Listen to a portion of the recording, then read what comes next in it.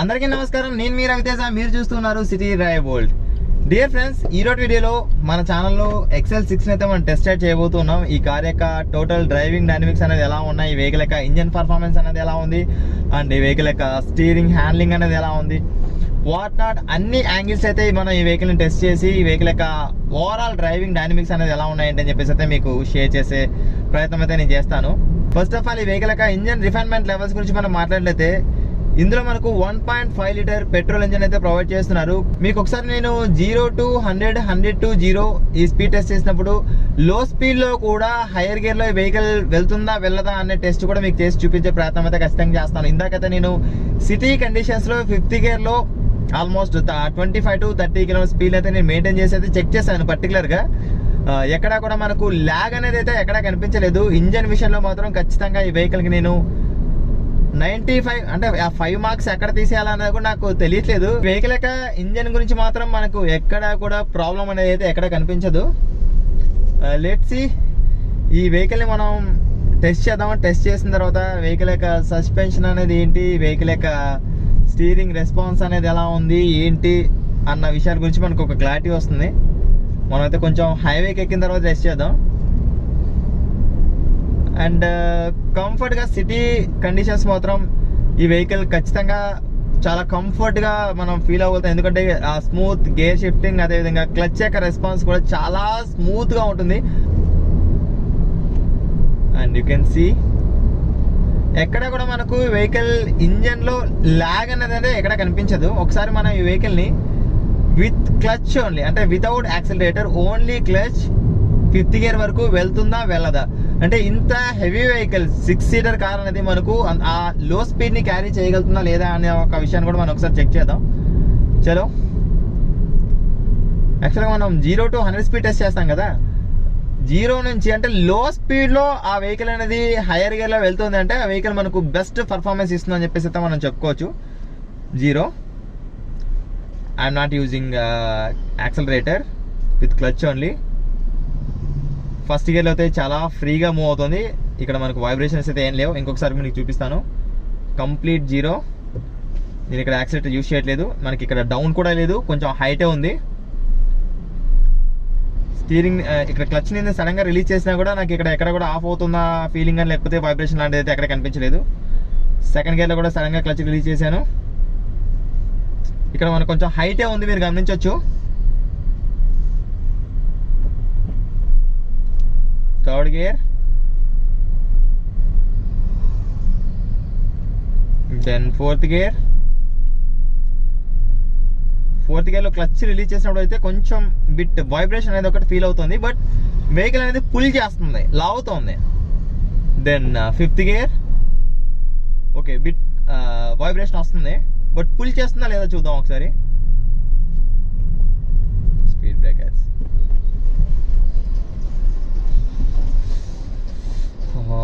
ఈ సస్పెన్షన్ అనేది మాత్రం కొంచెం మనకు హై స్పీడ్స్లో డ్రైవ్ చేసేప్పుడు కొంచెం అన్సేఫ్ ఫీలింగ్ అనేది కలెక్ట్ చేస్తుంది. ఎందుకంటే కొంచెం హాట్ సస్పెన్షన్ అనేది మనం ఫీల్ అవ్వాలి.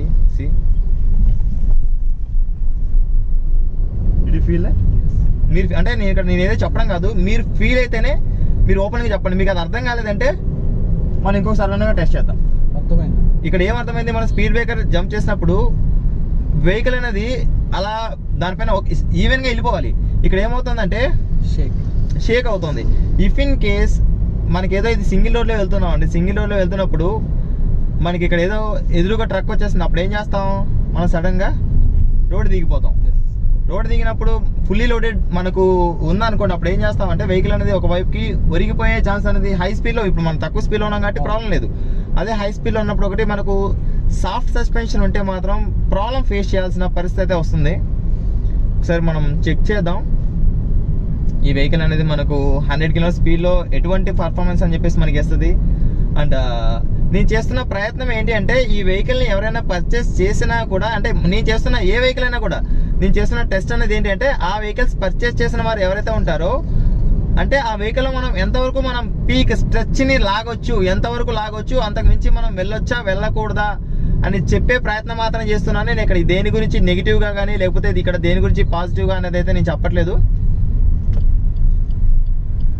ఇక్కడ మనకు ఒక పర్ఫెక్ట్ చెక్ చేయడానికి అయితే మనకు ఒక స్పేస్ దొరికిందని చెప్పేసి చూసుకోవచ్చు. ఇప్పుడు చూడండి ఒకసారి, soft suspension. Did you feel that? మనకు అది ఉండకూడదు యాక్చువల్గా. ఒక్కటే మీకు గుడ్డి గుర్తు చెప్తాను, మనకు అది స్మూత్ సస్పెన్షనా హార్డ్ సస్పెన్షన్ అని చెప్పేసి తెలుసుకోవడానికి మనం స్లోగా వెళ్తున్నప్పుడు కుదుపులు క్లియర్గా లోపలికి తెలియాలి. అదేవిధంగా హై స్పీడ్లో వెళ్తున్నప్పుడు కుదుపులు మనకు తెలియకూడదు, హై స్పీడ్లో వెళ్తున్నప్పుడు తెలియకూడదు. చలో ఒకసారి మనం ఈ వెహికల్ని 0 to 100 km స్పీడ్ టెస్ట్ చేద్దాం. ఇందాక మనం లో స్పీడ్ టెస్ట్ చేసాం కదా, అందులో అయితే మనకు వెహికల్ పర్ఫెక్ట్గా పాస్ అయిపోయింది. 5th గేర్లో ఒకటి కొంచెం వైబ్రేషన్స్ అని చెప్పేసి వచ్చాయి. 100కి ఎప్పుడైతే రీచ్ అవుతుందో మీరే చెప్పండి. ఓకే, అయితే ఇంకా మీకు కెమెరాలో కూడా రికార్డ్ అవుతుందని చెప్పేసి అయితే అనుకుంటూ ఉన్నా. చలో రెడీ 1 2. ఇక నాకు ఏమైనా వెనక నుంచి వెహికల్స్ ఏమైనా వస్తున్నట్టయితే కనుక నేను ఖచ్చితంగా దాన్ని ఆపేసి మరి ఇంకొక టేక్ అయితే తీసుకుంటాను. ఎట్టి పరిస్థితులు అయితే నేను రిస్క్ తీసుకోను. Ready 1 2 3 start go. No again. Ready 0. Ready 1 2 3 start go.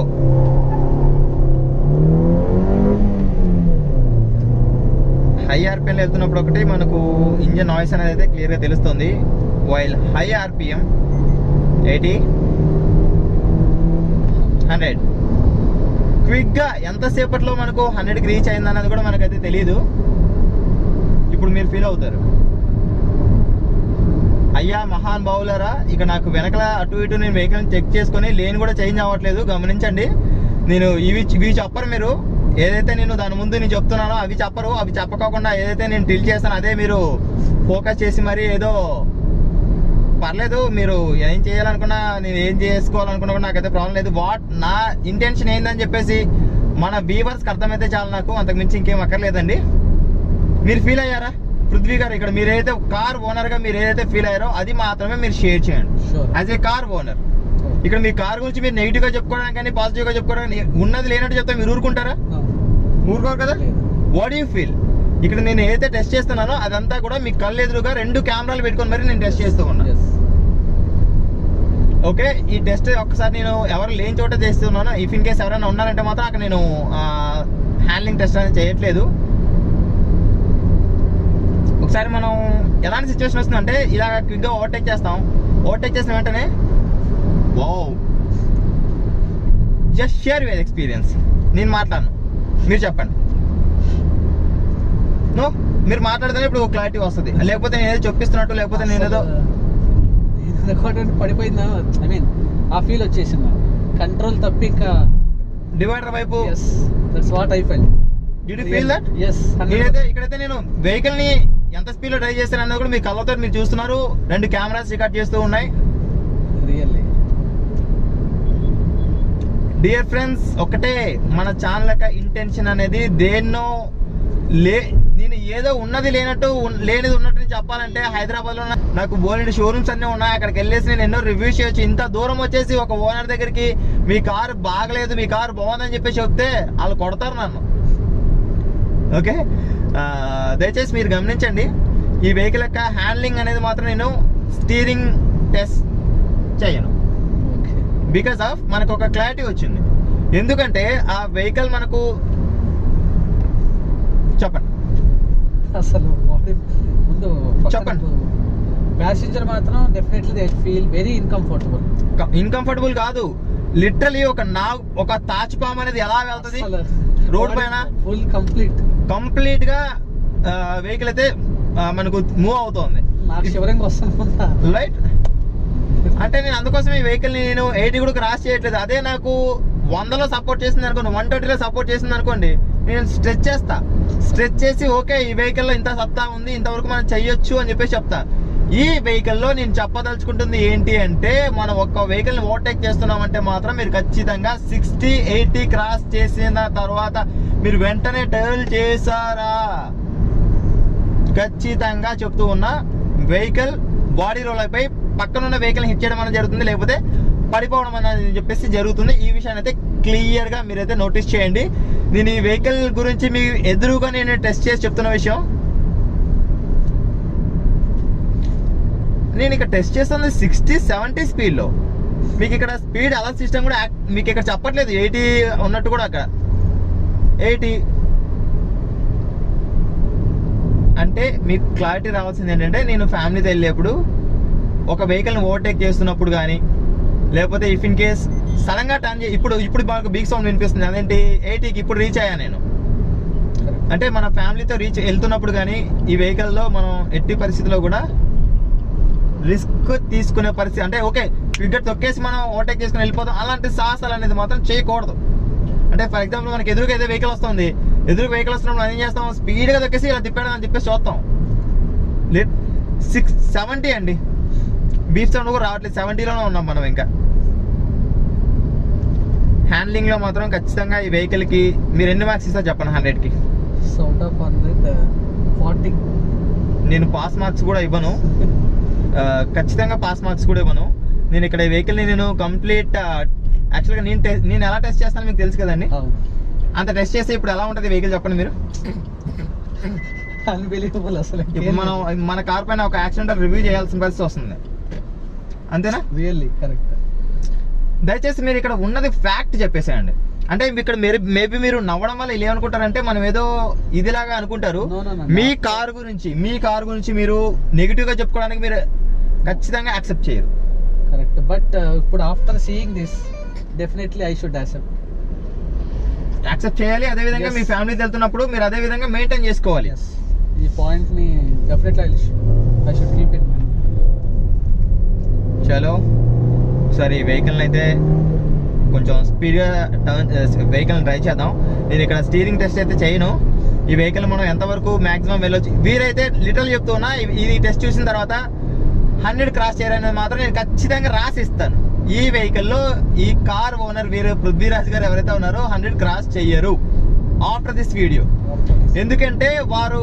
Literally ఏదైతే ఫీల్ అయ్యారో వారే ఫీల్ అవ్వగలుగుతారు మేబీ మీరు కెమెరా యాంగిల్ మీరు ఫీల్ అవ్వలేకపోవచ్చేమో యాజ్ ఏ కో ప్యాసింజర్ గా ఆయన అయితే ఖచ్చితంగా ఫీల్ అవ్వగలుగుతారు వెనకలు కూర్చుంటే మాత్రం ఆయన ఎక్స్పీరియన్స్ ఏంటని చెప్పేసి మాత్రం హారబుల్ గా ఫీల్ అయ్యే ఛాన్సెస్ అని చెప్పేసి ఖచ్చితంగా ఉంటాయి ఎందుకంటే వెహికల్ యొక్క ఇక్కడ నేను డ్రిల్ చేస్తుంది కూడా very light only 10 to 15% that to 70-80 speed నేను చాలా డిస్టెన్స్ అయితే మెయింటైన్ చేసుకుంటూ ఉన్నా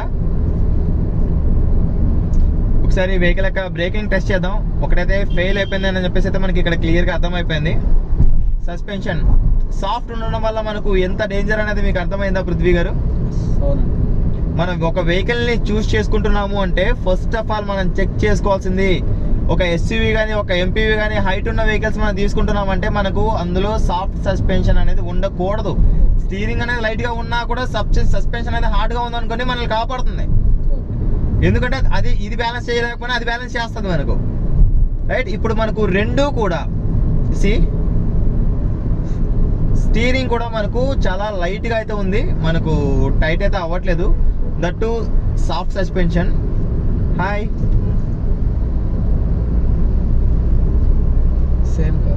సేమ్ కార్ ఆయన ఎంత లాంగ్ స్టెచ్ తీసుకున్నాడు చూసారా కరెక్ట్ లాంగ్ ఆయన ఇందాక ఇక్కడ వచ్చేసి ఇలా తీసుకోవడానికి కుదరదు మనం మిగతా కార్స్ లో ఏదైతే తీసుకుంటామో అలా తీసుకోవడానికి సడన్ గా తిప్పుకోవడం ఆయన అంత లాంగ్ స్టెచ్ తీసుకున్నారో మనకు క్లియర్ గా అర్థమవుతుంది సేమ్ కార్ XL6 ఓవరాల్ గా ఈ వెహికల్ యొక్క ఇంజన్ లిటరల్ చెప్తున్నాం కదా సెంట్ మార్క్స్ అయితే ఖచ్చితంగా ఇచ్చేసుకోవచ్చు అండ్ ఈ వెహికల్ ని మనం డ్రైవ్ చేసినప్పుడు అయితే ఒక మంచి మజానైతే ఎంజాయ్ చేస్తాం ఖచ్చితంగా ఆ ఫీల్ అనేది మాత్రం ఖచ్చితంగా మనం ఫీల్ అవుతాం బ్రేకింగ్ ఎవరు లేని చోటైతే మనం చేయాలి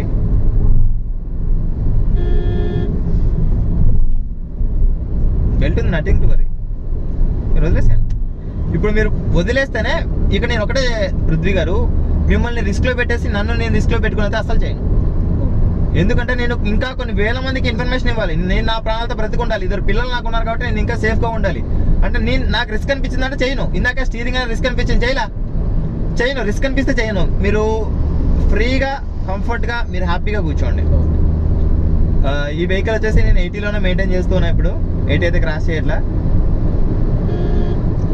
గుర్తుంచుకోండి ఈ వెహికల్ మనం సిటీలో డ్రైవ్ చేస్తున్నంత వరకు చాలా ఫ్రీగా చాలా కంఫర్టబుల్గా డ్రైవింగ్ ఎక్స్పీరియన్స్ మాత్రం పీక్ లెవెల్లో ఉంటుంది నెక్స్ట్ ఒకసారి మనం బ్రేక్ టెస్ట్ చేద్దాం. No issue at all. అట్ 80 స్పీడ్లో కూడా మనకి ఇక్కడ వెహికల్ అన్స్టేబుల్ అవ్వడం అనేది మాత్రం ఎక్కడెక్కడ కనిపించలేదు. Breaking fine. నేను ఇక్కడ సడన్ బ్రేక్ వేసినా కూడా జస్ట్ ఫ్రాక్షన్ ఆఫ్ సెకండ్ మాత్రం యూజ్ చేసి నేను వెహికల్ అయితే మూవ్ చేస్తాను. ఇక్కడ కంప్లీట్గా ఆపలేదు, వెనకాల చెక్ చేసుకున్నాను డిస్టెన్స్ కూడా.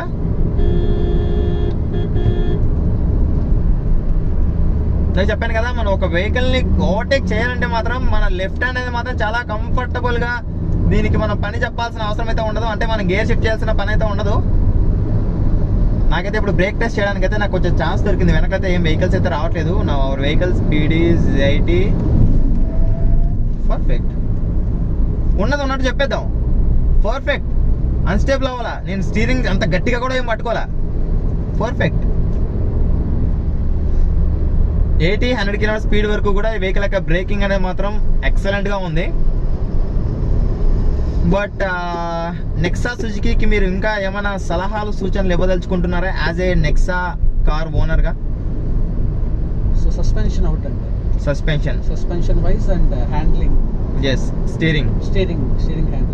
ఎస్. సో ఆ రెండు కనుక వీళ్ళు కనుక if they're able to do that then definitely ఖచ్చితంగా ఒక బెస్ట్ పొజిషన్లోకి వెళ్ళిపోతుందని చెప్పేసి మాత్రం అనుకోవచ్చు.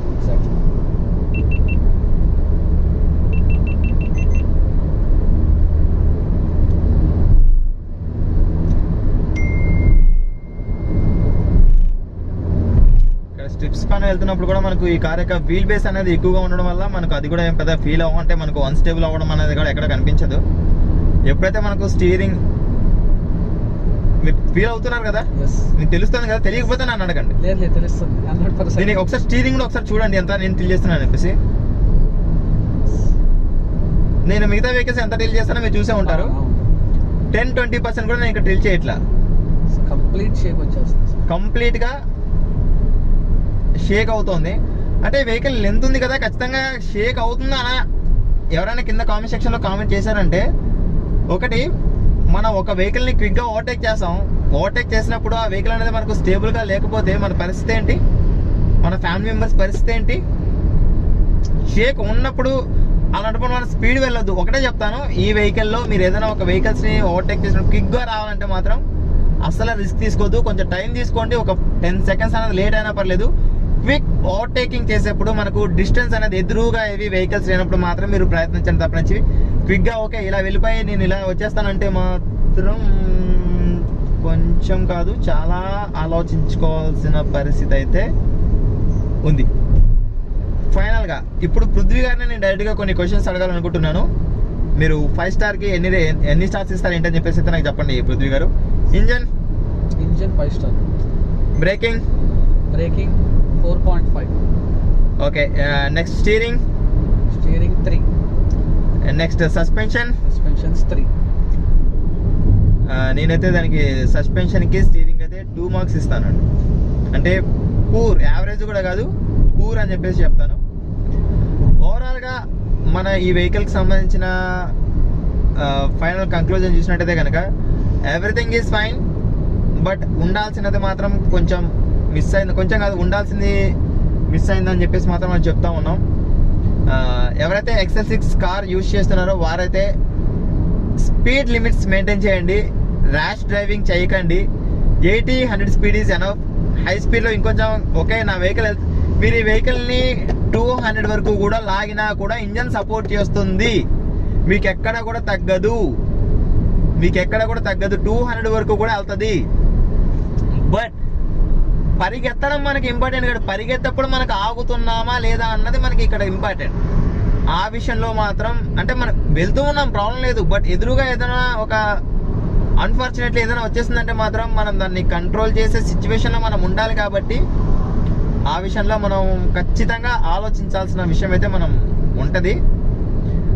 రైట్ ఫ్రెండ్స్, ఇది ఇవాటి వీడియోలో XL6 యొక్క genuine, is it genuine? yes 100%. Okay, genuine driving experience. మీకు ఈ వీడియో నచ్చినట్లయితే లైక్ చేయండి. అదేవిధంగా మీ ఫ్రెండ్స్ అండ్ ఫ్యామిలీ మెంబర్స్తో పాటు కూడా షేర్ చేయండి. Thanks for watching. Bye bye. Seat belt ధరించండి, హెల్మెట్ ధరించండి, సురక్షితంగా ప్రయాణించండి. అంబులెన్స్కి దారి ఇవ్వడం మాత్రం మర్చిపోవద్దు. Please don't drunk and drive. బోలో భారత్ మాతాకి జై.